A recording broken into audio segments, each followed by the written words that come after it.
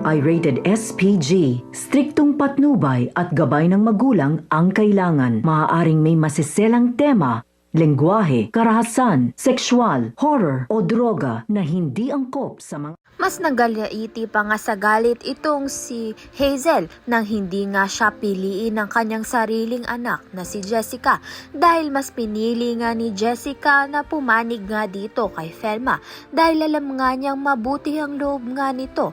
Kaya naman nga't upang ang mapansin nitong si Hazel ay dumulog nga siya sa media upang malaman nga at siraan nga muli itong si Felma.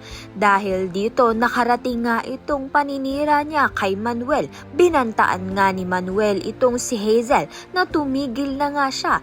Tigilan niya na nga raw ang asawa niya. Ang tinutukoy ngang asawa ni Manuel ay itong si Felma. Kaya naman nga't laking gulat nito ni Hazel dahil siya nga raw ang tunay na asawa ni Manuel.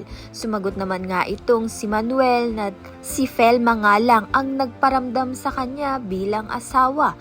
Kaya naman nga't sa sunod-sunod na paninira nga nito ni Hazel kay Felma, mapipilitan na nga si Hazel kasama nga itong si Manuel at mga abogado niya na sampahan na nga ng karampatang kaso itong si Hazel upang manahimik na nga ang paninira nga niya at mapagbayaran na nga niya ang mga kasalanan niya sa kulungan.